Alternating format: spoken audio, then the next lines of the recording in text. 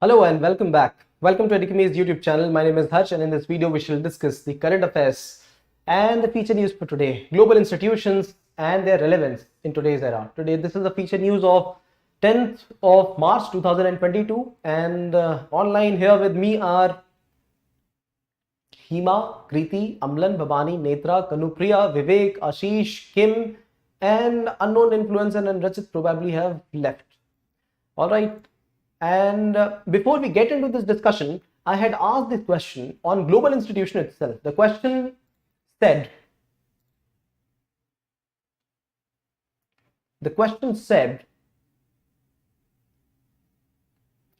8 ways, talk of 8 ways in which global institutions have failed us, 5 reforms suggested.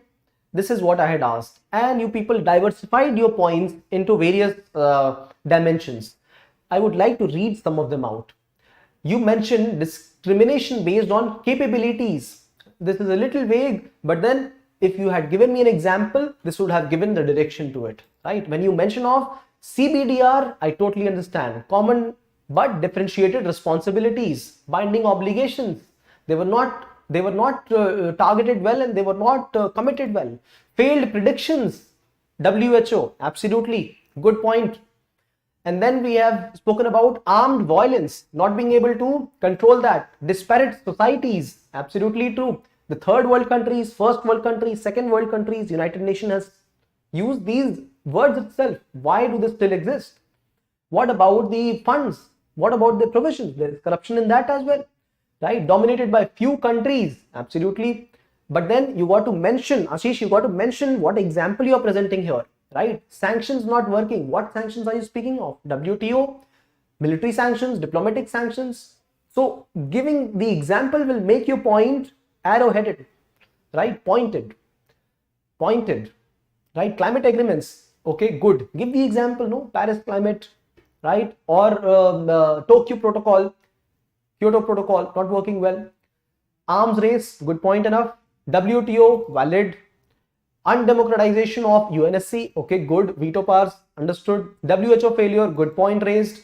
Kulbhushan Jadhav, okay, I agree that is a valid choice. When you mentioned ICJ, I think he might mention that point.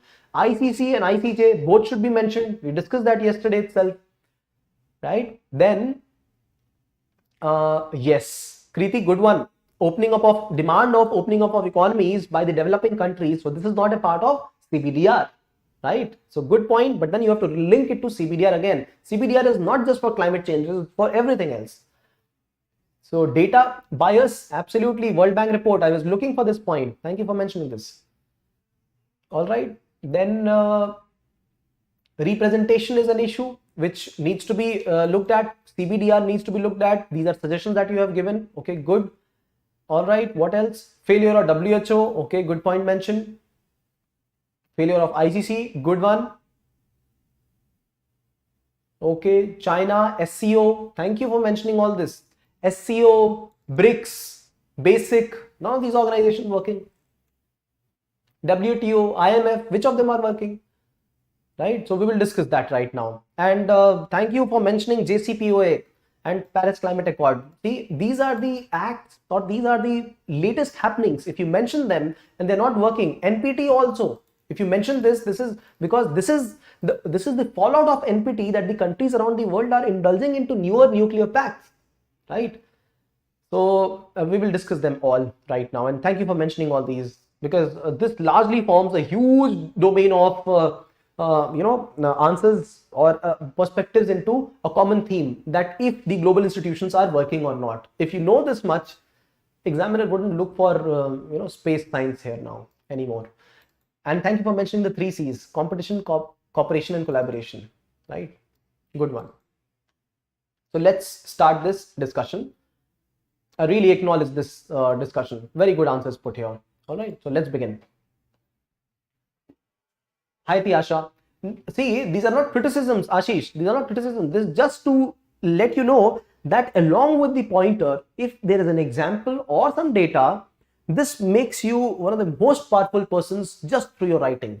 Just through your writings. We wouldn't know how you look, what you do, but the way you have written it will fetch you marks, will fetch you a seat in the in the UPSC itself. So feature news for today is on global institutions. How relevant are they? Are they or not? We will understand that today. Right? Not one perspective, but all the perspectives. You people have mentioned that particular side which says that they are possibly not relevant because it was asked in that manner. But let's understand more things about this. I have shown you an image in which we speak. I'm showing you various organizations, some institutions, some images. If you can relate to it, this image right here, it is reflective of the north-south divide, which is very much prevalent when we see the economies, when we see the influence of these countries around global institutions of governance, of economies, of environment, each of them, right? On one side, I have shown you the World Trade Organization, the World Bank. This is the countries which are participants in this is the non-proliferation treaty, participants in non-proliferation treaty. The red ones are the countries which have not signed the NPT. The blue ones are the ones which are signatories, and the green countries are the ones which have accepted to the NPT and are non-nuclear states. On the other hand, this is the countries, the red one are the countries, G4 countries, and this is the coffee club which is formed exactly opposite of G4 countries, both of them in demand of increasing the size of United Nations Security Council. And then we have an image talking about the United Nations Security Council status, right, where we have 5 permanent members and 10 people who keep exchanging seats. The World Bank, the IMF, the WTO, all of them are partial in some way or the other. Let's discuss them, right? And what is this particular image that I had put here? This is inclusive of countries like USA, Canada, some European countries in the West, and then we have Australia and some countries in Africa in the East. Yes, this is the first world countries. And then we have second world countries in the green and second world countries in the green and second world countries in the red and the third world countries in the green. So the first, second world and third world distinction still being maintained. The prime agenda of having global institutions was that there should be reformation in many aspects of national, local and international cooperation, progress and development, sharing of technologies, right, sharing of finances, peace, right, no hindrances in international trade, joint development, right. This is what ideally was the intention of these organizations, right? When we look at the mandate of United Nations, WTO, IMF, all of them wanted progress and development, an inclusive approach, sustainable approach. This is what mandate is there for all these organizations. But when we see, this has not been achieved. In fact, it is far from this achievement. This is very much indicated through IMF's quota itself. IMF has a quota system in which the countries are given quota proportional to a specific formula, in which the GDP level of the country, in which the progress of the country is the determinant for what should be the proportion in which they fund IMF. That will also determine the proportion in which their votes will be counted in IMF, right? So this has only remained high for the developed countries and low for developing countries. This has ensured that the IMF votes in favor of what the developed countries want. Similarly, United Nations Security Council, the countries which are signatory of NPT, same countries which are the permanent members of United Nations Security Council, they hold the important mandate. If you remember, we had spoken that if UNSC talks of a mandate, if it talks of a resolution, that resolution is very much binding. And only these P5 countries have got the veto power to be able to hold back that mandate. None of the other countries have. Similarly, when we look at the Security Council or the NPT countries, you've very much seen non-proliferation treaty was signed very well, and countries like Ukraine, Kazakhstan, Belarus, they were asked to give up their weapons. And you can very well see what happened to Ukraine, and how Japan, how South Korea, how Australia, Taiwan, they're all trying to increase the nuclear association. This is only because these treaties, NPT was discriminatory in nature. NPT was signed and it came into effect in the year 1970, and it was to be reviewed by the year 1995. One of the agenda of NPT was denuclearization from the face of Earth. but the treaty ensured that denuclearization happened only with non-signatories, those countries which are non-nuclear. The nuclear countries, they never, the treaty was made evergreen, and there was no review of it after 1995. And in good regards, India and Pakistan did not join it because they would have been made to give up their nuclear arms, but the P5 countries did not give up these nuclear arms. See, and they're all the developed countries. They're all the countries from the first or the second world, right? So with the IMF quota, USA is not giving up its IMF quota at all. What about the WTO? There is an appellate body, AB, appellate body in World Trade Organization. There are 7 members in this body, and to be able to look at any question of jurisdiction, for example, the issues of fisheries, we discussed this. If you remember, we discussed the issue of fisheries where indiscriminate IUU is happening, right? Illegal, unregulated and unreported fishing is happening, and these are happening through illegal channels, right? Also, subsidies are being given by countries. Subsidies, this is the major contention. You give diesel subsidies, you give subsidies for fishing nets. Now, these are not good subsidies for maintaining the ecosystem. However, it maintains the Chinese and Indians as fishermen or fisherwomen. It maintains their livelihood. So countries favor this. On the other hand, the developed countries say, don't do this. So there has been a debate on fisheries. There will also be a debate in WTO regarding the food subsidies, agriculture subsidies, isn't it? Right? Placed in a particular basket, all these food subsidies. Now, this is at appellate body right now, and this issue is not being discussed. Since 2019 and 20, we have needed 7 people to be presiding in the appellate body, and 3 of them would have to be a part of every dispute. At least 3 of them. It is like judges.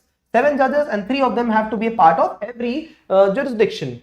And since there has been a lesser number of the judges, they have not been able to participate in this. You know why? Because United States, which was actually a proponent, it wanted WTO to work like this because it wanted the whole world to open up. You have mentioned that point, that the idea of WTO was forcing all the countries to become a part of international trade and open trade. Okay, agreed. But right now the world has become more conservative, right? Trade wars have started to happen. Sanctions internationally, diplomatically, economically have started being imposed, and this is where WTO, United States says, where it is one of the members which can assign members of appellate body. It is not assigning the member only. This body is not working, not functional at all. Imagine this, all because of the influence of a few countries. This is the image of the Bulgarian lady. Her name is Georgieva,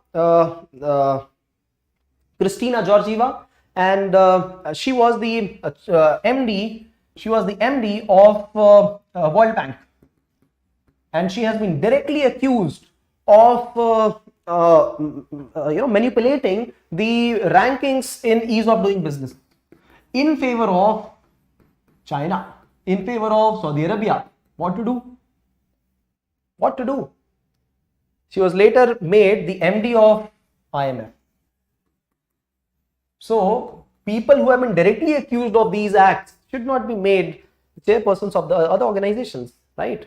She's been directly found in these kind of malpractices, and yet she was made the chairperson of the other organization. The other organization is also defending her. Now please note, World Bank, IMF, WTO, these are all associate bodies in some way or the other, international bodies, associate bodies associated with the United Nations and world powers, developed countries, right?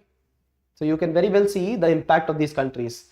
Now, this image is how your answer should, or how your summary should look like. Not just the content here, but it should be summarized in one page, right? I keep mentioning this. So we will talk about the issues in the countries here, the developed countries here, or the issues in international institutions. We have also given some examples, put something in statements, and we also have looked at what are the issues because of which the international institutions must exist. So presented the negatives and positives and examples, all of them. This is how your page should look like with these points or other associated points. So let us understand each of them. See, the main issue between the countries around the world is that there is less trust amongst them. Trust is less because democracy participation is less. Because of this, we have seen in United Nations itself, people are demanding an increase in the Security Council, right? Increase in the permanent members. G4 countries have demanded that. India, Germany, Japan, Brazil. They have demanded this. And there is a counter group to it, Coffee Club, saying if you give them permanent membership, where will we be? Who is it? Italy, Pakistan, Argentina, Mexico, Canada, these countries, and some more countries have joined. In fact, later on, as many as 50 countries joined the Coffee Club. They said, why are you only expanding it for them? Don't expand it in that way. So you can see the trust deficit between countries is less. International institutions are not being trusted here. United Nations has not been trusted. United Nations could not impose sanctions on America when it imposed a war on Afghanistan unilaterally. You've also seen NATO countries tried in words only to help Ukraine. Ukraine kept demanding or requesting for help, inclusion in NATO. It has happened before us, right? This would be in the history. 10 years hence, you would say, I saw this war happen and nobody helped Ukraine then. So this is the fallout of international institutions. NATO. Why not is NATO an international institution? It is. It has got membership of 30 developed countries. So not only the trust deficit, then come on to stagnation of agenda.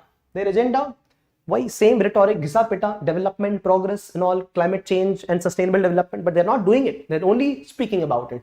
Every time G20 meeting happens, right? India also will chair this meeting. The same agenda is repeated. A lot of money goes into it. We ourselves saw the International Criminal Court. It has a funding of budget of $200 million per annum. But then 10 people only incriminated in the last 20 years. Imagine this. This is how G20 also functions, right? What do you imagine? All these people come, they come in chartered planes, no? There's so much of security around one premier. And imagine the kind of funds spent. But then in action, they only debate who is to pay the money. None of them does, right? So stagnation of agenda, and they also have contradicting stands with each other, right? Many other stands and such political lobbying groups. You saw this in COP itself. When COP was happening, there were lobbying groups saying that coal power should be kept out of it, right? There were lobbying groups talking of exclusion and inclusion of various products. So we had discussed this lobby by many countries. India was also accused of lobbying during the times of COP, right? So this is another one. Restricted membership, which is causing trust deficit in the times of democracy. Hangover of colonial era. Very simple. If you look at the map of the developed countries, developing countries, north-south divide. If you look at the map of the most developed countries or first world, second world, third world countries, you will see that there is a hangover of colonial era, and because of this, the countries which are only upcoming, they're not being able to progress. Only if there are those countries which have developed, very much in the last 30-40 years, countries like China, they've had autocratic systems. Public image of dignitaries. This is one reason because of which many of the institutions have not been able to progress, and there are also critiques on the methods that are being used. For example, the ease of doing business methodology was questioned. Similarly, global hunger index methodology was questioned. So this has also led to downfall of the global institutions of international repute, right? On one hand, you can see the downfall of these institutions because of specific reasons. There's a rise of smaller institutions, global institutions, but then global, multilateral, and then comes mini-lateral, capital ML and small ml, mini-lateral. Mini-lateral are those institutions, again global in nature, but then they have a specific agenda, they have limited time, and they have small membership of 3 or 4 countries. They have a specific agenda, military agenda, climate change agenda, security protocols, and then they have a time in which they must complete their agenda. So this has been the formation of mini-laterals in this time, where global organizations have the same rhetoric, not working because of contradicting stands. They are stuck up and start using examples. So good example of this is WTO not being able to fix the subsidy tariffs, not being able to handle the trade or TRIPS agreement. Multilateral agencies still big enough, so smaller agencies have gotten formed. Give me the examples. Abraham Accords in the Middle East. Similarly, we have AUKUS formation, Quad formation, new Quad formation, India, Sri Lanka, Maldives association. You can give innumerable examples of these strategic associations all across the whole world, right? So the formation of mini-lateral provides added advantage because their agenda is small, their action is quick, They are formed for a limited time and they have a very strategic purpose, right? One focused purpose on the intention of which they get formed. So these are some reasons because of which we form these new institutions, right? Strategic alliance, emerging challenges, because of strategic alliance is between Abraham Accord countries. Similarly, emerging challenges are because of geopolitical rivalries, China, Australia, right? War of words, war of actions, reduction of trade between these countries, right? There is a complete story between China and Australia, just like we have a story between India and China. There is a bigger story in China and Australia. Local opportunities. See, Milan is an opportunity for India to have a stronger naval influence in Indo-Pacific region, right? Right. But then, on one hand, when we talk about these shortcomings of global organizations, on the other hand, tell me this: can we solve the issue of climate change between India and Sri Lanka? Is it possible to handle the issue of terrorism between Australia and Russia itself? No. Is it possible that we handle a challenge like cyber terrorism with the help of Bhutan or SAARC association? Absolutely not. There are some global commons which need global solutions. What are they? Climate change, terrorism, cyber security, the issues of malnutrition, right? The issues of bigger diseases, threats like COVID, they cannot be solved at a smaller level. We need global partnership. We need a global association for the same, right? Let me look at some comments if they're there. Hi Pooja, welcome. Kriti says Brent line. In what reference are you talking of Brent line? I think P5 would also be supporting Coffee Club in hindsight. Yeah. Hima says, yeah, Vivek, they are fulfilling their agenda not to disturb their hegemony of power. Yeah. See, all of them have associations, no? Italy has the Association of European Countries. There is Great Britain, there is France. Then we have Pakistan, their agenda getting fulfilled through the help of China, right? USA now backed off. So this has been the issue, but then anyhow, getting back. So when global commons are there, the partial attempts by smaller associations is not going to help. What are the examples? If we have nuclear risk around the world, we can't help it. No, nor can Australia, nor can North Korea. They have to associate themselves with a global organization, global leadership. Nuclear disarmament, NPT, it needs reformation, it needs recalibration, it needs a rethinking here. So will climate change be. So will the navigation across water, freedom of navigation, openness of seas, all this is required. Cross-border terrorism, cyber issues, multinational companies, oh my god, multinational companies, regulation of multinational companies, their ethical challenges, their taxation, this is not something that one or two countries can handle. If it was a global issue, we have still been able to evade it, right? As these MNCs have been able to evade it through tax haven countries, Virgin Islands, Cayman Islands, Mauritius, Singapore, right? So we need associations of all the countries, and this is where the global taxation regime also plays a role, right? Similarly, we need those kind of issues for global commons as well. See, when we have the formation of these smaller organizations, their mandate is also limited, their vision is also limited, the participation is also limited, the time that they participate for is also limited. When there are so many things which are limited, they cannot fulfill a global agenda. This is all the point that is being made from my end. All I want to say is that when you look at the global organizations from a perspective of shortcomings, there are some positives. Yes, I totally agree, they're not working well, but we need that example. What is the example? Montreal Protocol. That is a good example. Start giving those examples where these are the cases which have worked well, and we need a specific case for now as well. And you know the reason for why Montreal Protocol worked well? It is primarily because the ozone hole would have firstly affected the temperate areas. That is the reason. So they said, jaldi karo, technology, let's change the technology, let's give them finances, let's give them everything. And then now we see the ozone hole only getting repaired and recuperated, right? What is required is not to compete with each other, but collaborate to be able to fulfill the global issues, right? So on one hand, we have the issues which are coming up around the whole world. right? And we have found mini-lateral, but then we only see the problems getting escalated. We have seen scalability of problem of terrorism, right? Radicalization of youth. We have only seen that cyber threats have increased the presence of more cyber threats around the world. Is it not true? Right? When we have Chinese hackers, we have Ukrainian hackers also. When we have Ukrainian hackers, we have got Americans also sitting and learning hacking. So hacking has only increased with time. Similarly, drug menace. We've got these organizations and legalized illegal yet organized crime network around the whole world. This is centered around drug usage. This money is utilized for counterfeit currency. This is utilized for human trafficking. This is utilized for illegal arms trade. This is utilized for what not? Hawala transactions, tax evasion, right?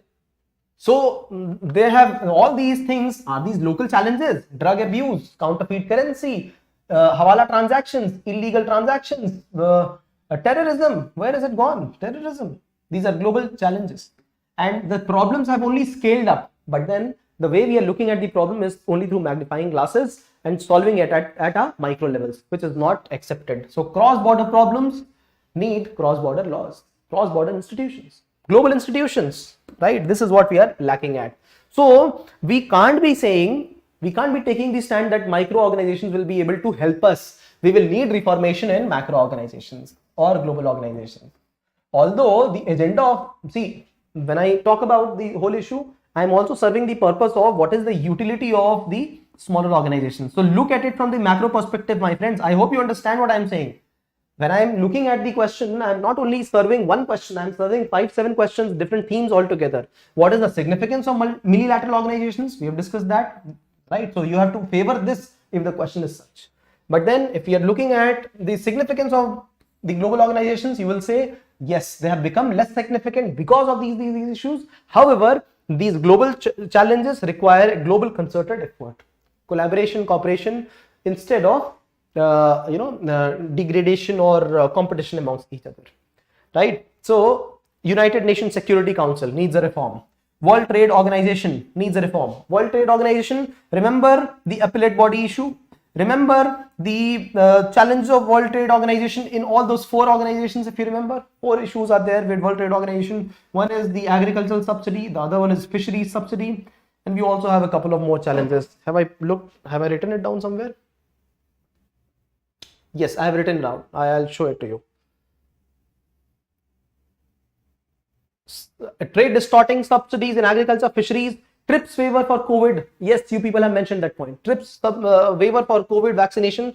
They are ready to give TRIPS waivers for countries. India, Africa, South Africa had requested, but they are not ready to give the technology along with it, right? So we'll have to reinvent the whole wheel. Why to do that? Let's request them. And then the formation of these smaller organizations, Trans-Pacific Partnership, Asia-Pacific Economic Cooperation led by China. All these organizations are only threatening the presence of a global organization like WTO. So then WTO can be called as an organization called as institutional zombie. Good word to use. Start using it, right? All these global organizations have become institutional zombie. United Nations Peacekeeping Force, nowhere to be seen. War crimes happening, right? Lately, only today, it was in the newspapers that Ukrainian hospital for small children was bombed. Nobody helping, right? Where is United Nations? Where is the peacekeeping force? Where is NATO? Nobody around. So all of them becoming institutional zombie, just looking at the face of crime happening around the world. Let's not take sides. All I'm saying is children getting killed. This was not ever a part of any war. Not justified, right? When you look at, so WTO, proper criticism we've done. 4-5 issues here I've shared right over here. Similarly, United Nations, right now just understand the issue of expansion, voting rights, all of them, right? You can question them. Security Council, you already know what are the issues there, right? And then we have the issue of IMF. When we look at the IMF quota, there are 4 ways in which quota can be looked at, right? So current quota formula is weighted average of GDP of the country, 50% of which weight is given, openness of the country economy 30%, economic variability 15%, and international reserves how much reserve that they have, foreign exchange reserves. So through this, we see that United States get 16% of the IMF quota rights, 16.75%. The second is Japan, third Germany, 6%, 6%, and then France. China has got 3.8%, and India is also amongst just 10 after 10th number. After Russia, we have India somewhere present, around 2% plus, 2.5%, 2% plus is India's percentage of votes. Now all I'm saying is India gets 2% of votes, whereas the number of persons in India are 17. Not justified. 17%. China gets a share of less than 4%, whereas the number of persons there are approximately 20% proportion of persons. China also has got a good portion of world GDP, no? If you remember, USA having 25% of world GDP. Yaad hai? Do you remember? And then we have China having around 15% share of the GDP. However, only 4% of the IMF voting rights. USA also opposes reform, saying that if I give up seats, who will take it up? China will take it up. India will take it up. They will have more rights with IMF. So this is the problem with WTO. You must be able to look critically at least 3-4 organizations: WTO, IMF, World Bank. Oh, World Bank. I told you about Christina Georgieva. World Bank. That was the ease of doing business. Such a reputed organization, but found in alleged manhandling of the reports. Not once, twice. All right. So these are the criticisms that we can look at. However, do we need them? Absolutely, we need them. So this is where I want to say that I am happy that you people mentioned this particular point. That is the point of non-proliferation treaty, right? You people mentioned that. You people mentioned the SCO countries. This is not working. SCO is not working because China and Russia have got divergent interest in SCO. And if the presence of Pakistan also has got divergent interests, India has got a different interest. These organizations are not working effectively. BRICS economies are not interested in what is happening in Afghanistan, right? BRICS economies are not as interested in what is happening in Ukraine as the RIC economies are. BRIC economy, Russia, India and China. Basic is nowhere to be seen. G7 only static. It's like London statue. They're just watching what is happening, right? So these are the organizations which represent G20, representing around 70-80% of world's GDP, right? A huge population, production, but then nothing happening. Look at the organization like IPCC, Intergovernment Panel for Climate Change, not being able to fix the targets for the countries, their liability in case of excess usage of greenhouse gases. WTO, United Nations Security Council, NATO, ILO, NPT, Budapest Memorandum. You people, I had shared this with you. 1994 Budapest Memorandum signed in presence of USA, France, Great Britain, all of them still there and saying we will defend you. Russia also saying we will defend you, but nobody in defense of Ukraine. See, international agreements, just in the twist of words that it was a memorandum, it was a declaration, and we did not commit war crimes, those allegations. Then how are children dying there, right? SARC not at all working. BRICS, I mentioned about SCO, BRICS, all of them. In this, India comes up with CCIT. Does anybody know the full form of CCIT? Do you people know what is the full form of CCIT? If you know, please put it down in the comment section. When India speaks of CCIT in United Nations, it says we must have a definition for terrorism, right? And you know what happened when we come up with these important agenda of defining what is terrorism and how it should be tackled around the whole world. The USA says that security forces, the legitimate security forces of the country, should not be included under the definition of terrorism. If they have committed crimes, they should be put now. USA says, please don't do this. So we will object to this definition of terrorism by India. Similarly, other countries have also objected, right? So we have CIS countries, right? Not CIS, but what are those? The Association of Islamic Countries. What is the association? Common Commonwealth of Islamic States. Is this the full form? I think this is the full form. So these countries saying that if the fighters are leaning towards holding their independence, so they are talking directly of Palestine liberation. They say if people are fighting for their independence, they cannot be spoken of as terrorists. The Islamic states are speaking in favor of Palestine. So they say we have reservation of India's definition of what is terrorism. India says you've done some war crime, terrorism. If you have imposed disproportionate attack, terrorism. If you have not taken care of the civilian population, terrorism. Right? So if you have ensured that your agenda is to instill fear amongst the the population around the country, terrorism. But then the countries around the world, they are not accepting this. Some countries in Latin America, they also not accepted. So you see, on one hand, there is issue with the global organizations or multilateral organizations. There is formation of smaller organizations. On the other hand, the global commons need global and state person like vision. But then these organizations, big level organizations, despite of attempts, are not working like this, right? Global issues, the issues that have gone, multifaceted, they have multiplied, they have scaled up, but then our vision has only become parochial, narrow mindset, right? Myopic. So this is the situation.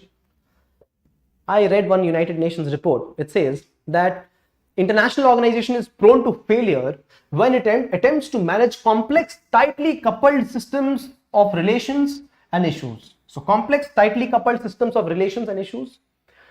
When it serves as a substitute either for more substantive and long-term solution to international problems, when it serves as a substitute to long-term solutions. We are trying to cut corners, then is a problem. When it intensifies international disputes, this is the third one. When it intensifies international disputes and when it generates moral hazard. So this is what United Nations also has to say around this. Let me see if there are questions. OIC, Organization of Islamic Cooperation. Did I say this? Did I use the same word? Yes, Comprehensive Convention on International Terrorism, CCIT. Institutional zombie. Yes, remember that word, Niranjan. A lot of comments here. Let me see. Yes. Global North-South divide. Brightline. Thank you, Preeti. Vivek says OECD agree to 15% global minimum tax on MNCs. Yes, good enough. We will tax. All the countries will tax. So at least, MNC are coming under global regime here. We will have to include all of them. Climate change. MNCs are only getting included because the countries will get finances for this. What about spending finances on climate change, terrorism, global commons? What about it? Water issues, plastic pollution. We must look at that as well. Bhavani says yes. Kriti, yes. Amlan says yes. If women's salary will be included in our GDP, we will be near to China. Is that so? Okay. Oh, I see. Okay. Oh, I said CIS. It's OIC, yeah. Same letters, different arrangement. Thank you for mentioning. Hi, Rahul. Okay. Yeah. CIS for Commonwealth of Independent States. Thanks. It happens. See, it happens when we have to speak so much for so long, and it happens. But thank you for being with me and being patient for this long. Okay, getting back to the feature news, which is also forming a part of our discussion. So let's get to it. Yes, the recent outbreak of war between Russia and Ukraine, despite of strong global sentiments against war, has raised concerns on the ability and relevance of global institutions. Yes, absolutely true. Very well said. Now, what did Ukraine have to do? At the end, Ukraine accepted the demands of Russia. It says, fine, we will agree. We will be able to agree to your demand. The prime demand being you accept these Donbas and the other region as independent, right? You will have to give us acknowledgement, Russia says, right? You will not expand yourself through NATO. This is what is being agreed upon now, eventually by Ukraine. De-escalation of war. But what is it leading to? It is leading to further alienation of Russia by USA. So this is why the global trends do not seem to be going in the right direction. Despite de-escalation of war, there is an provoked problem between the countries around the world. See? So right to self-determination, all of them, where has it gone? Right? United Nations Security Council, we've done it day by day, right? So do remember, United Nations Security Council condemned the action, but then it could not have a resolution on this because Russia vetoed that issue, right? We will not speak of India right here. So you also have to strategize your answers diplomatically, right? My agenda is you get through the examination, become the secretary to the government of India, or permanent representative to United Nations from India, and then start speaking about these issues diplomatically through the right channel. But right now, political comments to be avoided. All right. I hope you understand what I'm saying. It is just for your welfare that I'm speaking all this. Right. So relevance of global institutions. You see, we have had interparliamentary unions, League of Nations. We have learned a lot through them. United Nations. Right. So providing a quick history of what has been there with us. However, not working towards present level of stability and security. If it was stability, would the oil prices have risen to these levels, $140 per barrel? It is even speculated that it would reach 200, even despite the escalation of the war. International security being threatened, right? And we have not even spoken of the underdeveloped countries. We've not spoken of what is happening in Africa, completely left apart. How far have they been successful? All right, declaration of human rights, all right, Millennium Development Goals, and then Sustainable Development Goals, right? Similar goals, but then extended timeline of completion. United Nations Peacekeeping Force, World Bank investment projects, all right. These are some advantages of it. But then, where have they failed? Arms race, veto at UNSC, non-inclusive, weak crisis management, climate commitments, problems with financial institutions, all of them serve well, right? You people have examples from all of them. I know that. Challenges faced by these institutions: high dependence, civil wars, lack of coordination, challenges, multiple challenges. The role of the small organization, multilateral organizations, mini-lateral organizations. Challenges through, the leadership, questioned leadership, plot on the leadership. Challenges through lesser level of trust between each other. Challenges because of lesser democratic participation. Challenges because of corruption charges, right? So many examples that can be presented talking about the challenges of these global organizations. But the way forward, UN Charter must be reformed. See, getting back to the basics, must reform UN Charter. Countries like Germany, Japan, they're growing. No, Germany, the largest economy in Europe. India, the largest economy in South Asia, one of the most populated places in the world. See, among the 10 most populated places in the world, India, Bangladesh, Pakistan, all of them are a part. All of them erstwhile United India itself, no? So India, because of that. Japan, one of the most developed economies despite smaller population and smaller area and lesser resources. So they have technology very, very advanced, just like Israel is. So countries such as these should be given permanent seats in the United Nations Security Council. There's a legitimate demand. Why Italy? Why Pakistan? I have got reasons to say no to them. Italy, most of the economy of Italy is a shadow economy, right? If you know about the Italian Prime Minister, ex-Prime Minister of Italy, he's been one person who's been spendthrift, right? So a lot of corruption charges on him. Not only that, Pakistan, where is it doing well? Failed state, right? We'll compare the GDPs, we'll compare the population, right? We'll compare the international standards, we'll understand that. So, okay, that is not a matter of debate. All I'm saying is that these countries must be included in United Nations Security Council. Separate and independent budget for United Nations. A mandate which should not be derived through veto powers. Permanent members, all right. Some members, all right. But then what is vetoing? There should be majority there as well, right? There should be a common set of guidelines and principles. So global commons deserve common set of goals, common set of agenda, and common strategies to achieve it. Financial institutions should be considerate. All right. So these are some hints to how you should look at your question and answers, right? So when we look at answering, before that, let's understand what we studied today. We spoke about the global institutions. And what I've spoken, this will form an answer to many, many questions. So around 6 to 8 months, no topic will be left untouched. No topic. None of the topics will be left untouched. You will be able to, in fact, if you look at the previous 6-8 months only, you will be able to find that we've covered enormous level of themes through featured news, through snapshots. Snapshots also become big articles sometimes when we discuss them in totality, right? So once you cover these many, all you need is a small update. If you remember 6-8 months of what we discussed, only 6-8 months, next item will only be an update for you, only be a small update, right? So what have we covered? So look at all of it from that perspective. If the item is new to you, imagine that this is something that you don't know and this is important for UPSC. What am I? Not something breakthrough, but then I'm at least focusing on the syllabus. And if you've not known, this is important. It means you must know, right? So 6-8 months you will match up, and after that you will be flying, because you will know the right things. You will have to only replicate them again and again in answer writing practice, in memorization. It will happen. Right now is the time of giving up or going along. So if you give up, then all the effort, it will get back to square one, and some of the other time you will have to start again. That's true. But if you do not, this tough time, this will lead to something that is really marvelous. Flowers for you. That's all. So just a matter of time, and you will see the difference in yourself. You've already started to see that in the chats. Okay, so when we look at the global institutions, we understood what are the examples of global institutions which are facing problems.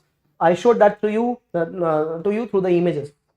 After that, we understood what are the issues that they're going through. Multiple issues, right? Formation of mini-laterals, challenges in corruption, the global leadership, deficit of trust, non-sharing of membership, all of them, right? We understood examples specific to United Nations, WTO, IMF, World Bank,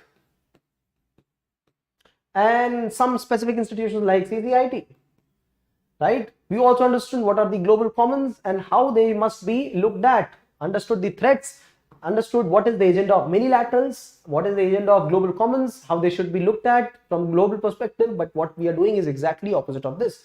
Give you examples of it, and we also understood what are the way forward in a situation like this, getting back to the basics. All right. Despite various successes, the global institutions have failed on many fronts. Discuss. All right. So during these times, the question will not be on the success of institutions. This will be on the failure of institutions. And when they put a question like discuss, don't just flow and criticize them. Although I asked the question on those lines only, the pointers on that. But then when you discuss, you will present the negatives, but you will come back to square when talking about the reforms. These small institutions will not be able to help the global institutions. So look at the point of discussion. When they talk of analyze, discuss, critically analyze, or examine, this will mean that you will have to look at both the perspectives, right? Let me look at the questions.